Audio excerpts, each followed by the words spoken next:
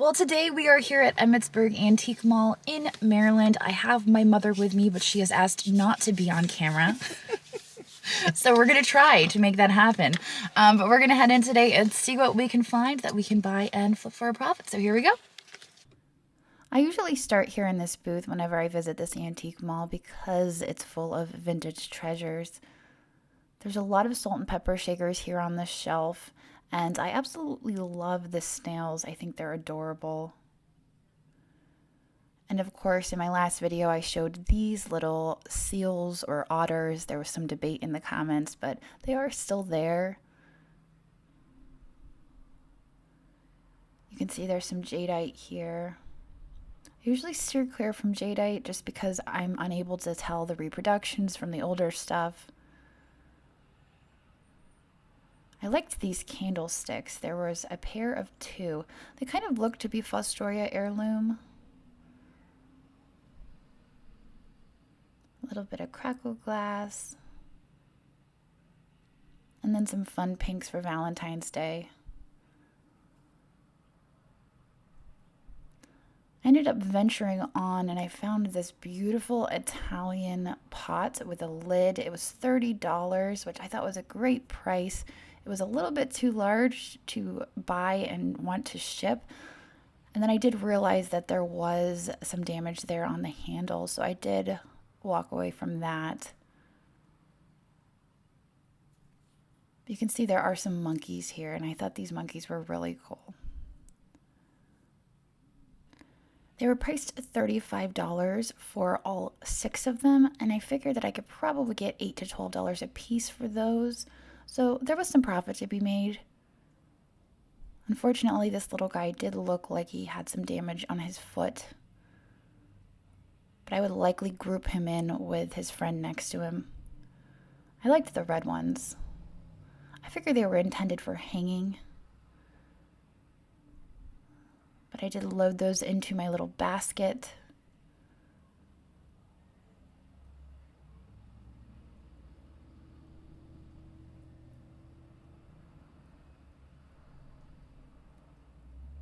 This Fostoria Heirloom bowl caught my attention. It was $42. It was a little high for me to buy and sell for a profit, but I loved the colors of it. It's very elegant, that white opalescent. There was a cobalt Fenton ashtray there. I have bought and sold those in the past.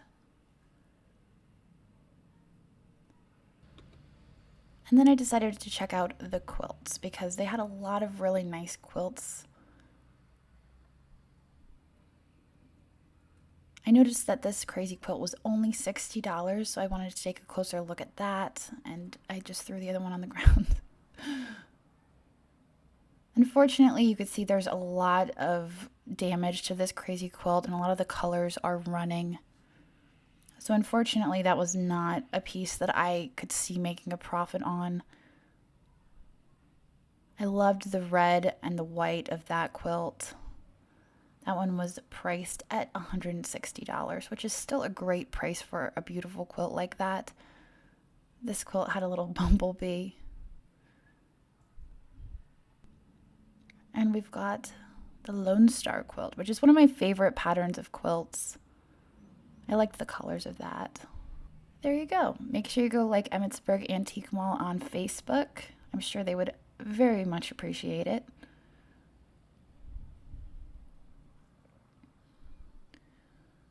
I usually browse through this booth as well. But you can see I got distracted this time. And I entered into the Poppycock Emporium. That is what they call this booth, and I just love the name. I think it's so much fun.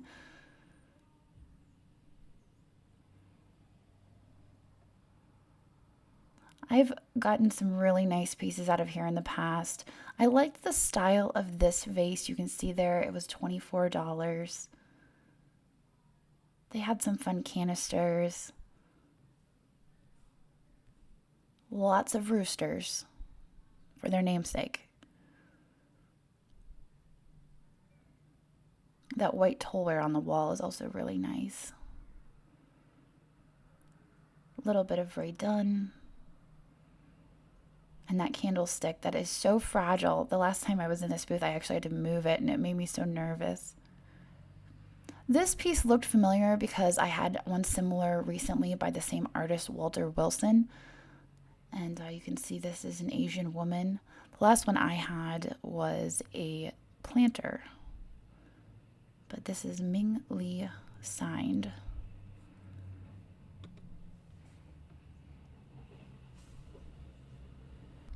I was attracted to the glaze on this vase. I liked the colors. I found this adorable little duck, and I did tip it over to see, and it appeared to have been a hobbyist piece, but I think they did a very nice job.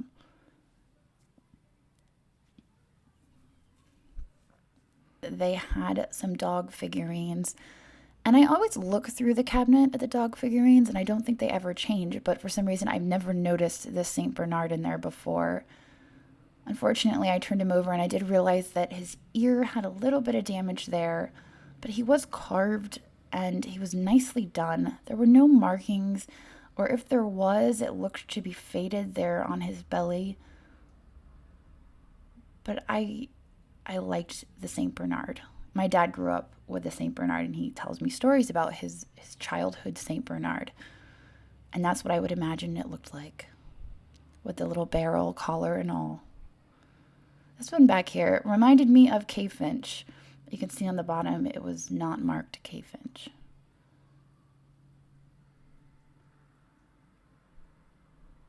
So back it went.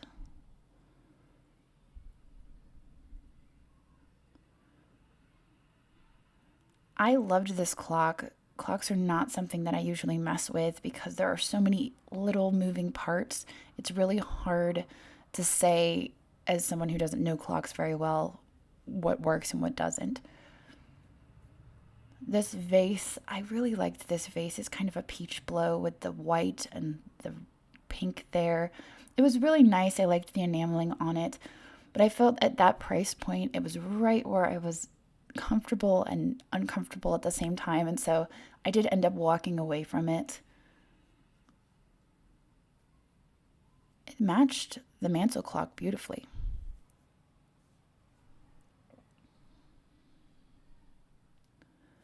Now this booth, I always end up finding something or some things in this booth. Usually it's cow creamers because they have an abundance of cow creamers.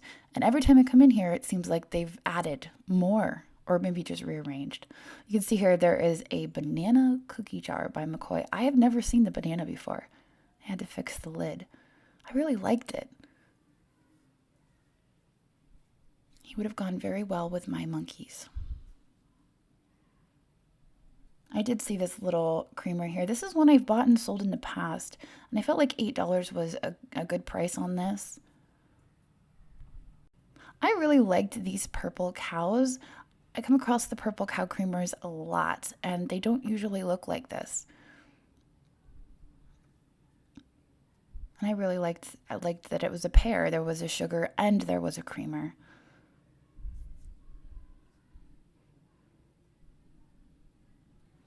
You can see this is the purple cow that I usually come across. So there were some obvious differences, like those enormous nostrils.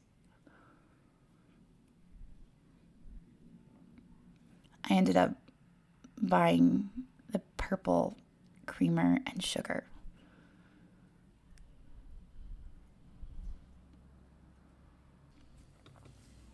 These harp seals were absolutely adorable, but at $6, even with 20% off, I didn't think that there was room there for me to make much of a profit.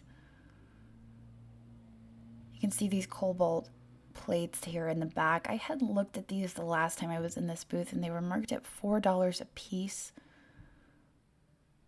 Unfortunately, I don't think that there is much room there for me either, but they are really nice plates. I like them a lot. And I would be tempted. I am tempted, but I passed on those.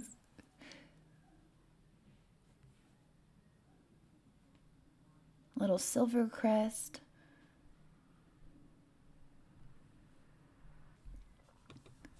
I've picked this cup up before, and it is a bird with strawberries. I've actually bought and sold this before without the coloring on it, and I like it much more with the coloring. And these down here are Franciscan cups, and we've sold these too not that long ago in clear. They were all priced individually though, and I don't think that there was much room for us. I loved this mug. I had never seen this mug before. It is a Roseville mug, and it says, "Do it now." I thought it was interesting. It was not signed on the bottom, but Roseville had a period where they did not sign their pieces between 1927 and 1935. They did use stickers on a number of pieces, so their pieces aren't always signed. And it's possible that that's when this came from. I don't know for sure,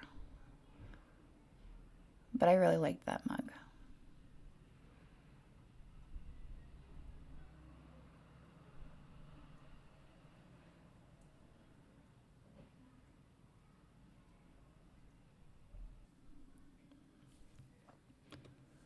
There were a lot of figurines on this shelf, and I have looked at these figurines before. The one that I really like is this little guy, this little jailbird angel figurine. It's priced at $25, which I feel like is a good price. It's just not a price that I can pay.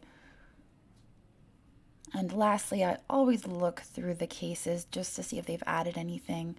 I do like this little bowl down on the bottom, but it is marked Royal Vienna.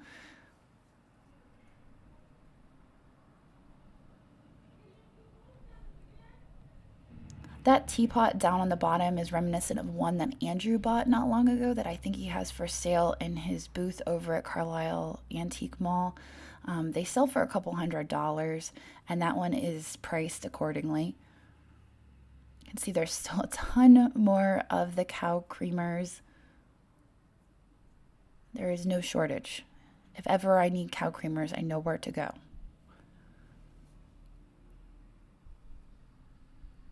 Now this clock, I liked this clock, and I'm not really into clocks, I've said that before, but I really loved the inlay on this clock. And what was curious about this particular clock is when I looked at the back, I realized that this is a 1980s clock. It's not even really that old, but I really like the design of it, and I don't know.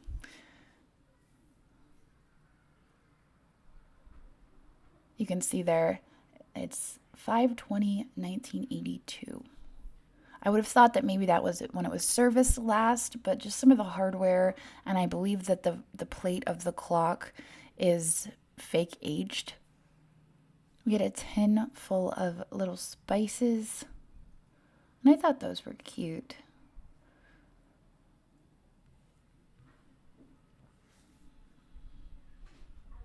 This was Captain Ahab, and I did look at this. Unfortunately, there was a crack that had been repaired, so that was unfortunate. I believe this is made to look like a Toby mug.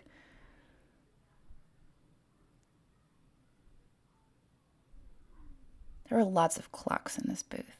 If I had the volume on, you would hear all the ticking. This is Sirocco wood. It was $6.99. I come across a lot of this Sirocco wood. This is my first time ever coming across this piece, and it said it was a cigarette holder, which I didn't really understand because it would have only held a single cigarette. So I don't know. I bought it anyway just because it had Scotties on it or West Highland Terriers. I guess it could go either way, but it was cute. This vase right here was marked Waterford, and I really liked it. Unfortunately, you can see the chipping there on the rim. $7.99 was a good price, even with that chipping, because the chipping wasn't that terribly bad, and when you put flowers in it, nobody will notice. This picture here in the case was absolutely stunning. I loved the rope handle. I had bought and sold one of these recently with a Mary Gregory design on it, and it was from Sandwich Glass out of Boston. But you could see they've got this one priced for $195, which is a pretty good price for a piece like this. Mine had a crack in the handle, so it only sold for $40, but this is a beautiful, beautiful picture. I would love to find one of these at the thrift store in the wild. You can see there's a lot of other beautiful glassware here. A lot of it was at a price point where I could not buy it to flip it for a profit, but I love looking at cases like this and getting an idea for what to look for while I'm out at other places. You can see there's a souvenir of Gettysburg in there. It was $22. I had just purchased an almost identical mug for Andrew for Valentine's Day, but I'm always looking for Gettysburg souvenirs for Andrew because he does collect them.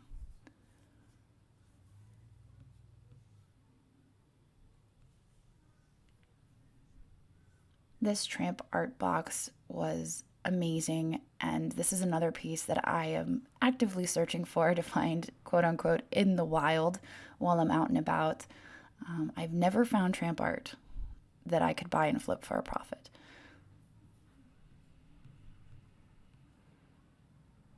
I will someday.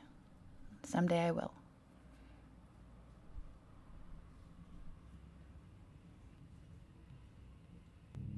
And this bowl up here was just super cool. It was $35, so unfortunately, I didn't think there was much I could do with it. I did not look up comps though, but it is this child riding a Zeppelin. And I just thought, wow, that's neat.